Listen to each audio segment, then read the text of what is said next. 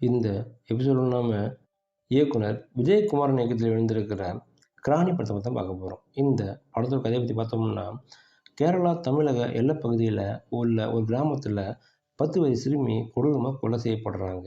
அந்த கொலை வழக்கை காவல்துறை அதிகாரி திலீப் விசாரிக்கிறாரு. இதற்கிடையே லண்டனில் இருந்து தனது மனைவி 2 குழந்தைகளுடன் தமிழகத்தில் இருக்கும் தன் பூர்வீக வீட்டில் ஆனந்த்நாக் குடியேறாரு. அந்த சமயம் வீட்டு வாசலில் மூதாட்டி வடுக்கரசி மயக்கமடைந்து விழுறாங்க. அவரை உள்ளே அழைத்து வந்து படுக்க வைக்கிறாரு. ஆனால் அந்த மூதாட்டியை வீட்டுக்குள் இருக்க வேண்டாம் என ஊர் தலைவர் எச்சரித்தும் ஆனந்த்நாக் அதை கேட்கல. இதற்கிடையில் வடிவுக்கரசி பற்றிய ஒரு ரகசியம் அறிந்து கணவன் மனைவி இருவரும் அதிர்ந்து போகிறாங்க. இதையடுத்து இருவரையும் அடித்து கட்டி போடுறாங்க வடிவுக்கரசி. அவர்களின் குழந்தைகளையும் கொலை செய்ய முயற்சிக்கிறாங்க.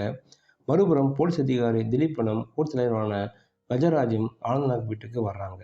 அப்போது என்ன நடக்குது, வடிவுக்கரசியின் பின்னணி என்ன, இதாங்க அந்த படத்தோட மீதி கதை. ஓச்சாகி மூதாட்டியாக முதிர்ச்சியான நடிப்பை காட்டியிருக்கிறாங்க வடிவுக்கரசி. அவரது பார்வை பீதியடை வைக்குது. வசனம் பேசாமல் பார்வையிலும் முகபாவனையிலும் மிரட்டி தான் ஒரு கைத்தேர்ந்த நடிகை என்பதை மீண்டும் நிரூபித்திருக்கிறாங்க.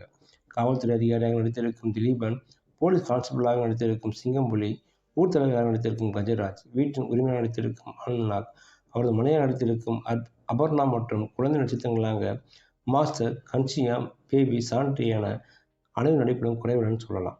ஒளிப்பதிவாளர் ஏ. மணிகண்டன், இசையமைப்பாளர் செல்லையா பாண்டியன் படத்தை தாங்கி பிடித்திருக்காங்கன்னு சொல்லலாம். குழந்தைகளுக்கு சொல்லப்படும் மாயமந்திர கதைகளை மையமாக வைத்து ஒரு சுவாரஸ்யமான திகில் கதையை சொல்லியிருக்கிறாரு இயக்குனர் விஜயகுமாரன்.